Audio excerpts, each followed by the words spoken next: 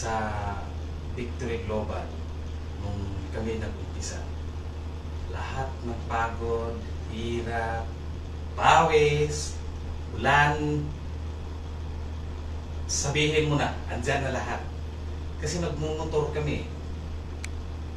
Ang init na naka-helmet ka, kaya nga nauubos yung buko.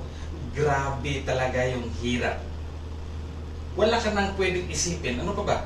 Nung nagko-commute din kami, before kami nakakuha ng motor, wala rin kaming pamasahe. Talaga naman.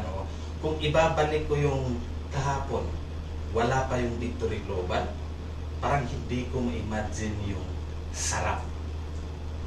So, lahat tayo nakakaranas ng kahirapan sa buhay. Nasa sa atin yon, paano natin tawirin yung kahirapan na yon. Sa ngayon, December 2010, naaabot ko na yung pangarap ko. Dahan-dahan na yon. After 6 months from now, kukuha na ako ng brand new Montero Sport. Yun talaga ang pinaka-dream car ko kasi. Pag dumadaan niyang Montero Sport na yan, ako nagmumotor. Minsan nga, muntik na akong nabunggo. Kasi nakita ko yung Montero Sport. Yun kasi yung dream car ko. Lahat kayo dapat may dream car. May dream house at saka dream savings.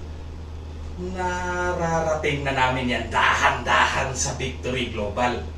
Kaya kung ako sa inyo, sumabay na kayo. Huwag na kayong mag-iisip pa. Kasi kung palagi kayong mag-iisip, I tell you, ang pag-iempleyado, hindi maaabot yung pangarap mo. Hindi ko naman nilahat. Meron namang mga empleyadong mararating din. Pero ang pinapayaman nila, yun lang ang may-ari ng kumpanya. Dito, sa Victory Global, ikaw talaga ang mararating or yayaman dito sa Victory Global. Napakasarap mangarap. Napakasarap ang pakiramdam pag may pangarap ka. Pero mas masarap, alam mo paano gawin, paano trabahuin yung great feeling mo na yan. Join ka na dito sa Victory Global. Huwag ka nang patumpik-tumpik pa. Lahat tayo dito magkakatim. Unti-unti nating bubuksan ang mga country around the world.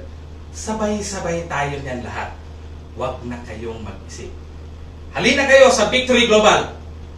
Sige natin.